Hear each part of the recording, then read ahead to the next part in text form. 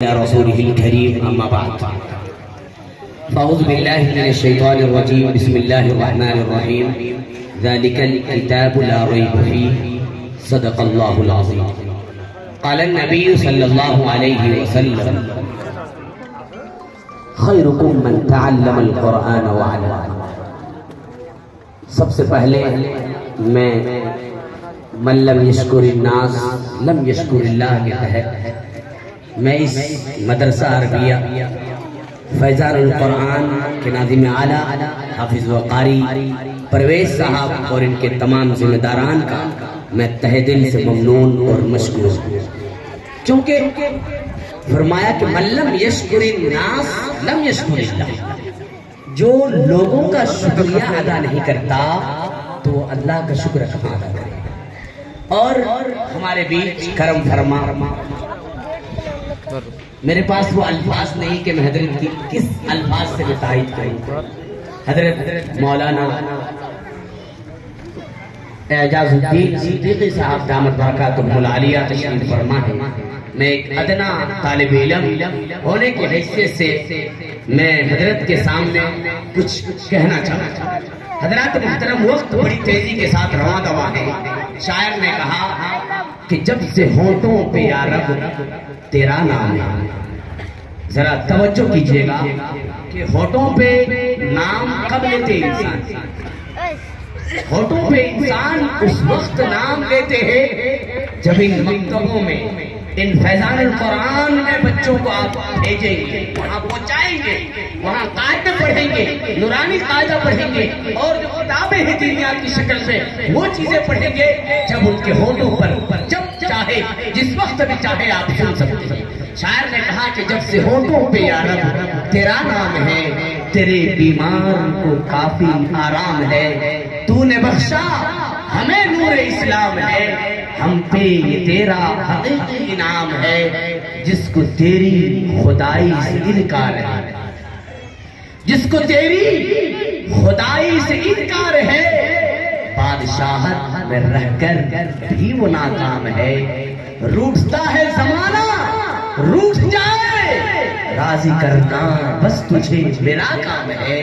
اور آسمانوں کی دنیا میں ہے وہ محترم، اور آسمانوں کی دنیا میں ہے وہ محترم.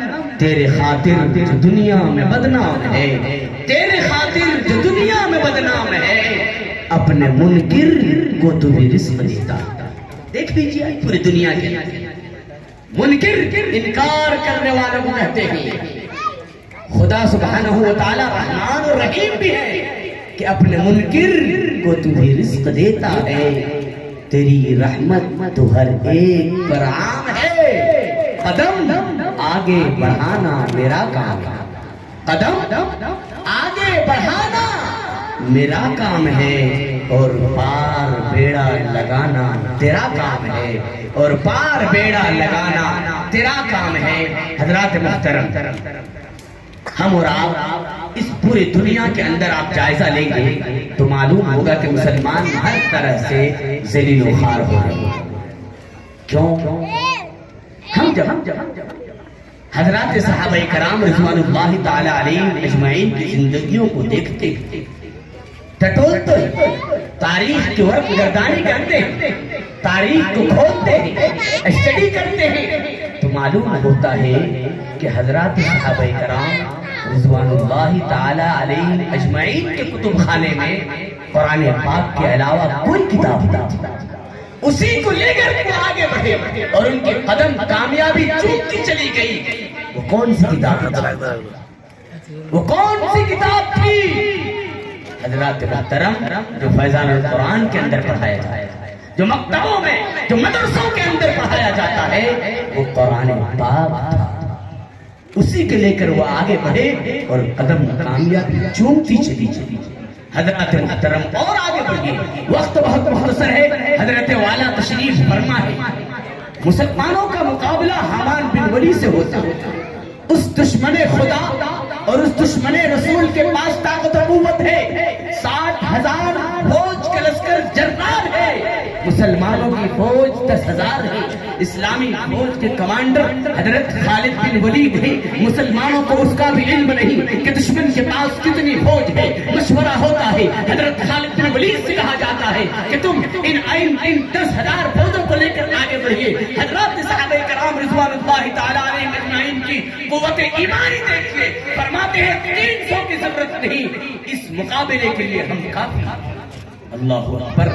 صحابہ کرام اس قافلے کے لیے جو خالد بن ولید ہیں آگے بڑھتے ہیں اور کہتے ہیں کہ ادھر منتظر صحابہ کرام کو اس اطلاع کی ضرورت نہیں ہے بلکہ اس مقابلے کے لیے صرف ہم کافی. اللہ اکبر. سب بندی ہوتی دونوں طرف دو سائڈ میں کھڑے ہو جاتے ہیں. ایک طرف حامان بن ولی ہے, ایک طرف خالد بن ولی. حضرات محترم, حامان بن ولی آگے بڑھتے ہیں اور کہتے ہیں کہ ہم تو سمجھتے تھے مسلمان قوم بڑی سمجھدار ہے, لیکن معلوم ہوتا ہے کہ تم احمق ہو, بیوقوف ہو. 60,000 سے لڑنے کے لیے صرف 60 آدمی لے کر آئے ہو. جاؤ ہم تم پر رحم کھاتے ہیں, 2 بورے کھجور اور چند اشرفیاں دیتے ہیں. کیوں اپنی جانوں پر ظلم کرنے آئے ہو؟ یہاں سے چلے جاؤ. حضرات محترم, جگر پر ہاتھ رکھی اور سنیے. حضرت خالد بن ولید فرماتے ہیں تو وائس بن کر آیا ہے یا کمانڈر بن کر آیا ہے, تجھے شرم نہیں آتی؟ اپنے بزدلی کو واز کے پردے میں چھپاتا ہے. تم میں لڑنے کی طاقت و قوت نہیں ہے. حامان بن ولی اسلامی مجاہد کی اس للکار کو سن کر جوش میں آتا ہے اور فوجوں کو حکم دیتا ہے کہ پکڑ لو ان 60 آدمیوں کو. چنانچہ 60,000 کا حملہ ہوتا ہے. صحابہ کرام ان میں گھس جاتی ہے. راوی کہتا ہے, رائٹر کہتا ہے کہ خدا کے وہ جانباز سپاہی گھستے ہوئے نظر آئے اور پھر پتہ نہیں کہ وہ کہاں ہیں, سوائے تلواروں کی چمک اور کھچا کھچ کے سوا کچھ نظر نہیں. صرف 3 گھنٹے میں میدان جنگ کا فیصلہ ہوتا ہے. تاریخ شاہد ہے, زمین آسمان گواہ ہے کہ 60 میں 60,000 کم ہے. حضرات محترم, میں پوچھنا چاہتا ہوں وہ کون سی چیز تھی جن میں صحابہ کرام نے طاقت و قوت پیدا کیا؟ حضرات محترم, وہ قرآن پاک تھا جس کو آج ہم اور آپ والدین, پیرنٹس, ماں باپ اپنے بچوں کو جہاں اعلیٰ سے اعلیٰ اسکولز اور کالج میں تعلیم دلاتے ہیں, لیکن اپنے بچوں کو ان مکتبوں اور مدرسوں کے اندر نہیں بھیجتے اور قرآن کی جیسی مقدس اور بابرکت کتاب سے اسے ناآشنا رکھتے. شاعر کہتا ہے کہ دنیا کے شاعروں کا دیوان پڑھ کے دیکھو, دنیا کے شاعروں کا دیوان پڑھ کے دیکھو, پھر اس کے بعد رب کا قرآن پڑھ کے دیکھو, پھر اس کے بعد رب کا قرآن پڑھ کے دیکھو. آنکھیں بھی ہوگی روشن, دل بھی بنے گا گلشن. آنکھیں بھی ہوگی روشن, دل بھی بنے گا گلشن. تم صرف ایک سورت رحمان پڑھ کے دیکھو, تم صرف ایک سورت رحمان پڑھ کے دیکھو. آج ہم اپنے بچوں کو 2 پیسے کے لالچ میں دین سے دور رکھا.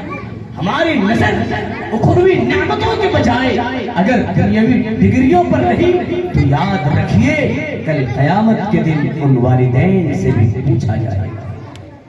اور پوچھنے کی تو پوچھنا ہی پوچھنا ہے, لیکن اس دنیا کے اندر کئی ایسے لوگ جو اپنے بچوں کو مکتبوں کی تعلیم سے دور رکھے ہوئے ہیں.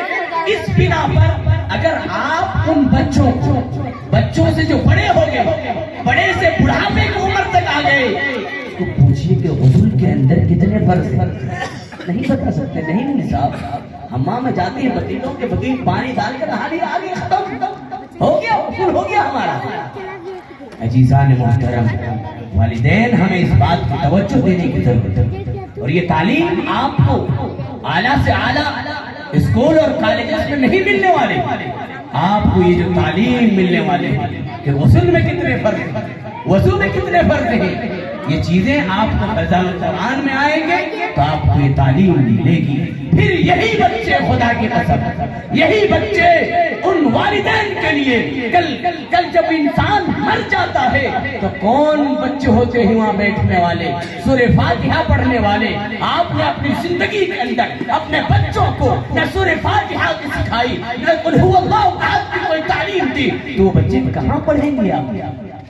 اگر یہی تعلیم آپ نے اپنے بچوں کو جہاں اعلیٰ سے اعلیٰ کالجز میں تعلیم دی، وہیں پر آپ کے شہر میں، آپ کے محلے میں فیضان القرآن جیسا مدرسہ ہے، مکتب ہے، آپ کے یہاں بہت سارے علماء اور حفاظ مل جائیں گے. انہیں انتخاب کر کے ان بچوں کو بھی وہ تعلیم دینے کی ضرورت ہے، ورنہ قیامت کے دن آپ سے پوچھ ہو جائے گی. شاعر نے کہا کہ دنیا کی کتابوں میں قرآن چمکتا ہے، دنیا کی کتابوں میں.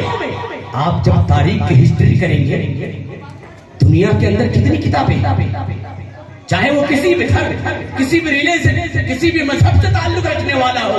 شاعر نے کہا کہ دنیا کی کتابوں میں قرآن چمکتا ہے اور قرآن میں اللہ کا فرمان چمکتا ہے، اور قرآن میں اللہ کا فرمان چمکتا ہے. اور عادت بنا لے جو تلاوت قرآن کی، اور عادت بنا لے جو تلاوت قرآن کی، اللہ کی نظروں میں وہ انسان چمکتا ہے، اللہ کی نظروں میں وہ انسان چمکتا ہے. وقت بڑی تیزی کے ساتھ رواں دواں ہے. میں ایک مرتبہ پھر ان احباب کو جنہوں نے یہ محفل سجائی، اختتامی سالانہ اجلاس ہے، کیونکہ ایک مقولہ ہے کہ لِكُلِّ طَالِبٍ صَلَاحَانِ صَلَاحُ الْقَلْمِ وَصَلَاحُ الْخِطَابَةِ، کہ ہر طالب علم کے لیے دو ہتھیار بہت امپورٹنٹ اور ضروری. ایک ہے لِكُلِّ طَالِبٍ صَلَاحَانِ صَلَاحُ الْقَلَمِ. اگر کوئی انسان رائٹر ہے، کوئی عالم رائٹر ہے، اچھا لکھتا ہے، مضمون زبردست ہے، تو وہ بھی اپنے اخباروں کے ذریعے سے آپ پیغام پہنچا سکتے ہیں، اور الحمدللہ یہ پہنچا رہے ہیں. اور دوسری جو چیز ہے وہ ہے خطابت، جسے ہم اور آپ یہاں ایک حضرت مولانا اعجاز الدین صدیقی صاحب دامت برکاتہم العالیہ ہے، تشریف فرما ہے، آپ دیکھ سکتے ہیں. اللہ سبحانہ وتعالی ہم تمام کو کہنے اور سننے سے زیادہ عمل کی توفیق عطا فرمائے. آمین. وآخر دعوانا الحمدللہ رب العالمین.